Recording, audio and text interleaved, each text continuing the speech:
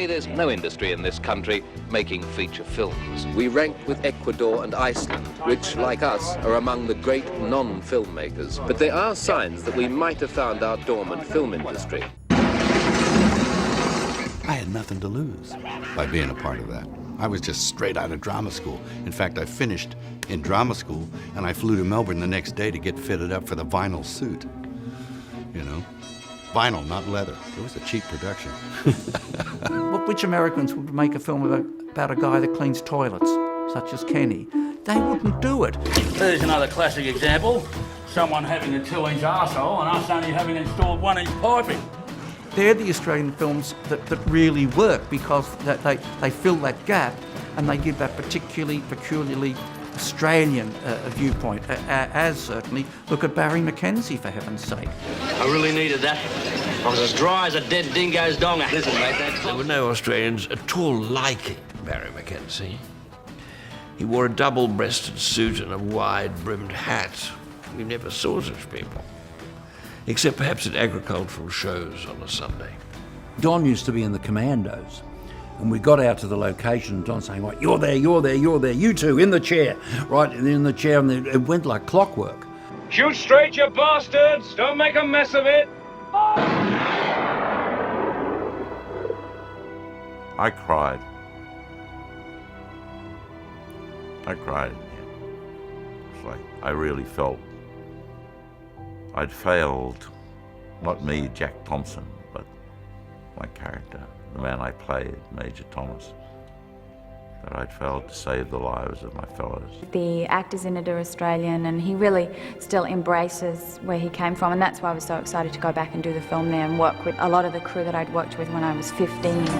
Diamonds are a girl's best friend. They put the clapper in and he put the joint behind his back and just say his lines. I thought, that's amazing. He can act and smoke dope at the same time. You see it bounce on the road and sort of flare behind it. That's a jet engine in the back of a Monaro. And when the smoke cleared, they came back over the hill and there's no car. And somebody said, maybe it's taken off.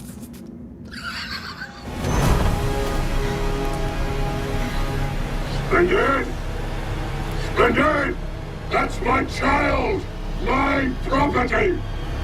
I remember there was a review out of India which said the people who made this film should be dragged into the street and hung. They all got into it, like in a very real way, and there was a kind of a magic attached to that film. And this is who Peter is. He actually had a piece of shrapnel from the Dardanelles that he bought back, and he made everybody hold it.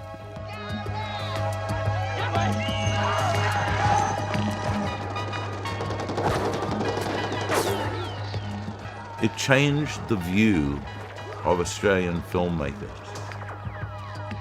We had become international filmmakers.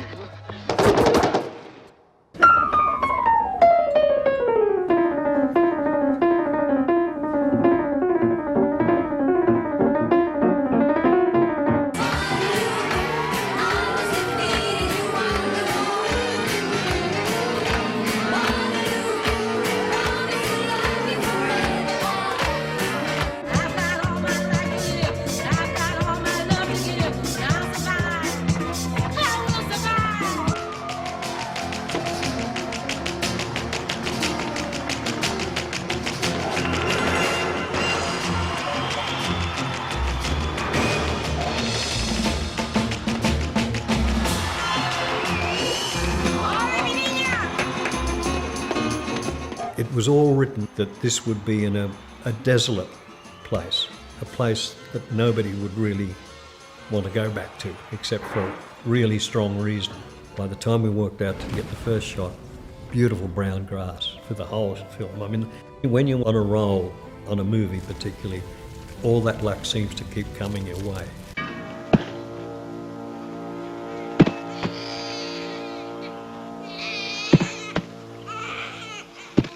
What's wrong with that old man, you know? Doesn't he love me anymore? Doesn't he care to do another film with me? Yeah? Hey, he's giving you the best one. that he's got. Help me. You'll have to trust me.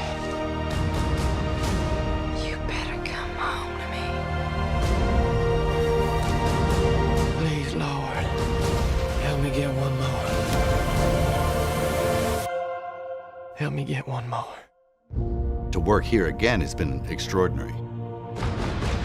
It was a good experience, and I remembered that sort of spirit and that feeling of making films here from way back. So the good things, you kept the good things here.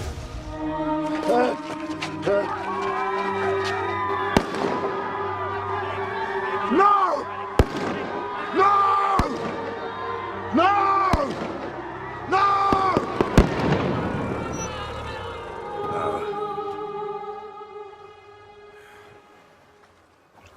Let's try it.